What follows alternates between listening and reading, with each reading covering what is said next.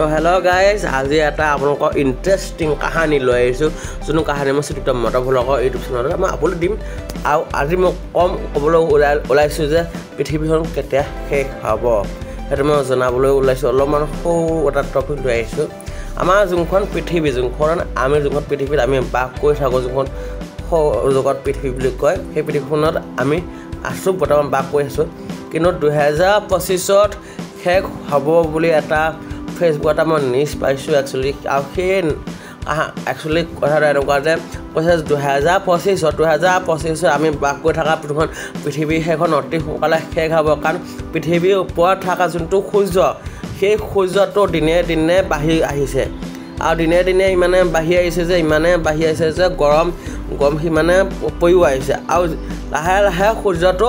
ফাটিবলৈ ধৰিছে মানে ব্লাষ্ট হৈ যাব বমৰা নিচিনাকৈ লাহে লাহে মানে সূৰ্যটো ফাটিবলৈ আহি আছে আৰু যোনদিনা সূৰ্যটো মানে ফাটিব তেতিয়া মানে আঠখন শেষ হ'ব মানে আৰু সেইকাৰণে মানে মই কি কৈছোঁ মানে মই কথাটো মানে ক'বলৈ ইম্পৰ্টেণ্ট কথাটো কাৰণে মানে মই আপোনালোকক ক'বলৈ আহিছোঁ যে পৃথিৱীখন মানে 2025 মানলৈ শেষ হ'ব বুলি এটা মানে ভিডিঅ' পাইছোঁ আৰু সেই ভিডিঅ'টো এটা সঁচা নে মিছা মই নাজানো কিন্তু আপোনালোকৰ আগত মই আনিবলৈ অলপমান চেষ্টা কৰিছোঁ সাৱধান পৃথিৱীবাসীৰ বাবে এক ভয়ংকৰ খবৰ শেষ হ'বলৈ গৈ আছে মানৱ জাতি সূৰ্যই ধ্বংস কৰিব পৃথিৱী বিস্ফোৰিত হ'বলৈ ওলাইছে এইবাৰ সূৰ্য ইয়াৰ ফলত গোটেই বিশ্ব ব্ৰহ্মাণ্ড জ্বলি ছাই হ'ব বিজ্ঞানীসকলে প্ৰকাশ কৰিছে ধ্বংসৰ সময় পৃথিৱীখন কেতিয়া আৰু কেনেকৈ শেষ হ'ব সবিশেষ জানিবলৈ ভিডিঅ'টো শেষৰলৈকে চাব লগতে ভিডিঅ'টোত এটা লাইক কৰি পৰিয়ালৰ লগত শ্বেয়াৰ কৰি দিয়ক সূৰ্য বিস্ফোৰণ হোৱাৰ লগে লগে পৃথিৱী শেষ হৈ যাব বিজ্ঞানীসকলে প্ৰকাশ কৰিছে ধ্বংসৰ সময় বিজ্ঞানীসকলে দাবী কৰিছে যে তেওঁলোকে জানিব পাৰিছে যে সূৰ্যই পৃথিৱীখন ধ্বংস কৰিব সূৰ্য বিস্ফোৰিত হ'বলৈ ওলাইছে আৰু ইয়াৰ ভিতৰত গোটেই বিশ্ব ব্ৰহ্মাণ্ড জ্বলি ছাই হ'ব দীৰ্ঘদিন ধৰি বিজ্ঞানীসকলে এই প্ৰশ্নটোৰ উত্তৰ বিচাৰি আছে পৃথিৱীখন কেতিয়া আৰু কেনেকৈ শেষ হ'ব গোটেই পৃথিৱীৰ বহুতো বিজ্ঞানী এই ৰহস্য সমাধানৰ বাবে জড়িত হৈ আছে মায়া বৰ্ষপঞ্জী বা আন কোনো ভৱিষ্যত বক্তা অনুসৰি পৃথিৱীখন কেতিয়া শেষ হ'ব তাৰ বাতৰি পোৱা গৈছে কিন্তু অৱশেষত প্ৰতিবাৰেই এই ভৱিষ্যতবাণীবোৰ ভুল প্ৰমাণিত হৈছিল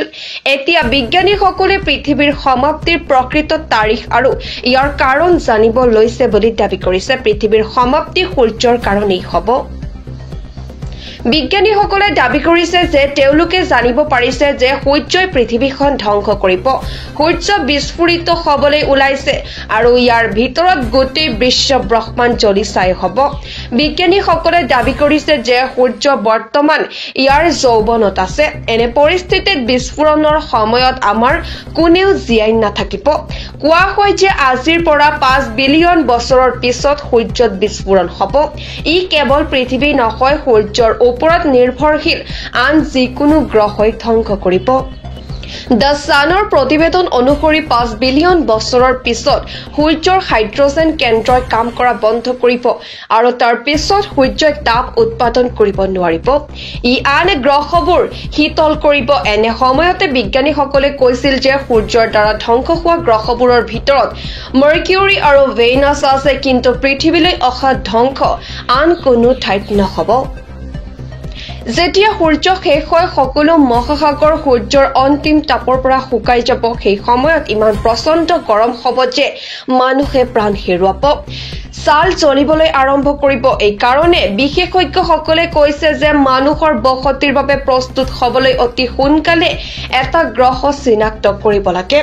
যাতে 5 বিলিয়ন বছৰৰ পিছত যেতিয়া পৃথিৱী ধ্বংস হ'ব মানুহ আন এটা গ্ৰহত সুৰক্ষিত হৈ থাকিব